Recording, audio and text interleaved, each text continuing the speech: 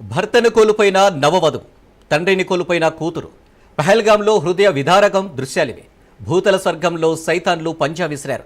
అంతులేని ఉన్మాదంతో నరమేధం సృష్టించారు. ఇంతకీ కాశ్మీర్లో ఎందుకు రక్తసిక్తమైంది?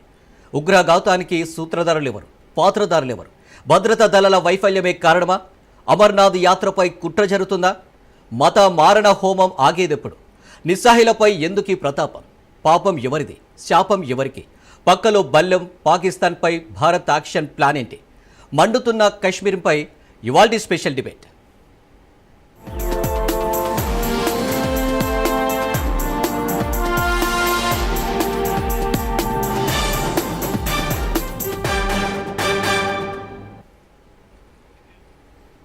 హృదయాన్ని కదిలించే దృశ్యాలు, మానవత్వాన్ని ప్రశ్నించే ఘట్టాలు. పచ్చని కశ్మీరంలో ఉగ్రమంటలు చిచ్చురెత్తున్నాయి. భూతల స్వర్గంపై టెర్రరిస్టులు పంజా విసిరారు. పర్యాటకుల గుండెల్లో తుపాకీ తూటాలు పేల్చారు. ఉగ్రదాడిలో 28 మంది మృతి చెందారు. తీవ్రవాదులకు సాఫ్ట్ టార్గెట్గా మారింది జమ్మూ కాశ్మీర్. పేర్లు, మతం అడిగి ఉగ్రవాదులు కాల్పులు జరిపారు. కల్మాను పఠించాలని డిమాండ్ చేశారు. ముస్లింలను గుర్తించడానికి లోదుస్తులు కూడా తనిఖీ చేశారు.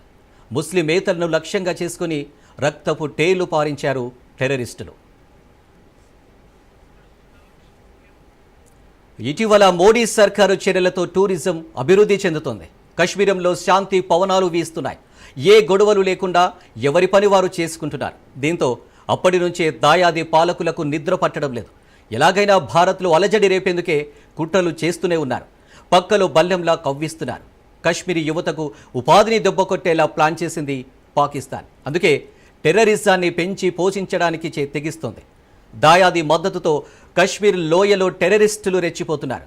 ఇండియాను దెబ్బకొట్టాలన్న కోపంతో ఉగ్ర భూతానికి పాలు పోసి పెంచుతుంది పాక్ ఆర్మీ. రోజు ఇండియాపై కుటిల బుద్ధి ప్రదర్శిస్తుంది. ఆ దేశ ఆర్మీ చీఫ్ చేసిన వ్యాఖ్యలే అందుకు నిదర్శనం.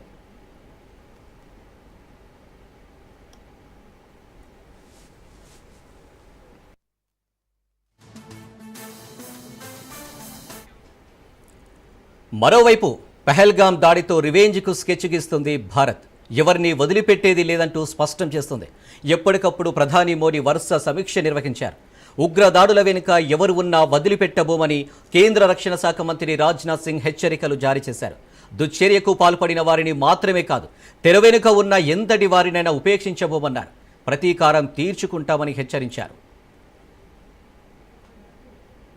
सोर्सेस के साथ हमने एक नई शुरुआत भी की है। न जाने कितनी कठिनाइयां हम सबको झेलनी पड़ी हैं, लेकिन उन तमाम समस्याओं को झेलने के बाद भी हमारी एयरफोर्स कहीं रुकी नहीं, कहीं थमी नहीं, बल्कि लगातार और सशक्त होती चली गई। इसमें नए नए मजबूत विंग्स जुड़ते गए। 1965 की जंग हो, 1975 की जंग हो, गोवा लिबरेशन ऑपरेशन या फिर 1999 की कारगिल वार हो, ऐसे अनेक मौके आए हैं जहां इंडियन फोर्स एक डिसाइसिव फैक्टर के रूप में उभरी है। आज स्थिति यह है कि हम दुनिया की सबसे ताकतवर फोर्सों में से एक हैं। आज हमारी एयरफोर्स बेहद मजबूती के साथ हमारे नेशनल सिक्योरिटी के लिए एक स्ट्रांग पिलर के रूप में काम कर रही है। साथियों, यह कहने की आवश्यकता नहीं है। नेशनल सिक्योरिटी किसी भी देश के लिए सबसे महत्वपूर्ण यह मुद्दा हुआ करता है। कोई भी राष्ट्र तभी विकास कर पाता है जब उसकी सीमाएं सुरक्षित और जब वह आंतरिक रूप से सिक्योर हो। और मुझे इस बात की प्रसन्नता है कि नेशनल सिक्योरिटी को इन्हांस करने की दिशा में मुझे भी कुछ न कुछ अपना योगदान करने का अवसर मिला है। पहले गृह मंत्री के रूप में और अब रक्षा मंत्री के रूप में मेरा प्रयास रहा है कि भारत की सुरक्षा व्यवस्था को लगातार सुदृढ़ रखा जाए। यह विषय हमेशा मेरे मन के करीब रहा है। अपने इस प्रयास के दौरान मेरी अपनी एक समझ बनी। नेशनल सिक्योरिटी को लेकर मेरा खुद का एक अलग विजन बना है और अपनी उस समझ और विजन के आधार पर मैंने बहुत सी बातें सीखी भी हैं यहाँ 11 वर्षों और अब उन्हीं को आधार बनाकर मैं अपनी तरफ से कुछ बातें आपके सामने भी यहाँ रखना चाहूंगा। आज कंटेम्प्रेरी वर्ल्ड में हो रहे दो प्रमुख चेंजेस पर मैं आपसे खास बातचीत करना चाहूंगा। इन दोनों चेंजेस ने आज विश्व को एक ऐसे डायनेमिक और अनसर्टेन दौर में लाकर खड़ा कर दिया है जो पहले कभी नहीं। पहला मुद्दा है कि दुनिया भर में जियो पॉलिटिक्स और जियो स्ट्रेटेजिक तरीके से जो बदलाव आ रहे हैं और जिस तरह से पावर इक्वेशन में परिवर्तन हो रहे हैं वो हमारे सिक्योरिटी पर्सपेक्टिव को किस प्रकार प्रभावित करते हैं, उन्हें हमें किस तरह से देखना चाहिए। और दूसरा मुद्दा यह है टेक्नोलॉजी के क्षेत्र में हो रहा ट्रांसफॉर्मेशन हम पर किस तरह से असर डाल रहा है। मैं पहले मुद्दे से अपनी बात की शुरुआत यहाँ करना चाहूंगा। నరమేధం మారణ హోమం కరుడుగట్టిన మత ఛాందసవాదానికి care of address Lashkar-e-Taiba. పవిత్ర యుద్ధం పేరుతో ప్రాణాలకు తెగించిన ఉగ్రవాదులు ఎప్పుడు ఎక్కడ ఎలా విరుచుకుపడతారో తెలియని పరిస్థితి. ప్రపంచ దేశాలకు సవాలు విసురుతూ తమ ఉనికి చాటుకుంటున్నారు. ఇంతకీ పర్యాటకులు చేసిన తప్పేంటి? భద్రతా దళాల వైఫల్యమే కారణమా?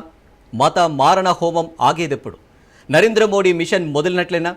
ఉగ్ర ఏరివేదకు సమయం వచ్చిందా? ఇలా అనేక ప్రశ్నలు సర్వత్రా వినిపిస్తున్నాయి.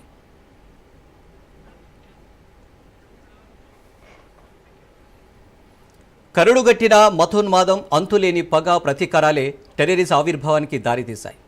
ఏదో ఒక చోట నిత్యం ఉగ్రవాదులు కుట్రలకు పాల్పడుతూనే ఉన్నారు. టెర్రరిస్టులకు మంచి లేదు, మానవత్వం లేదు.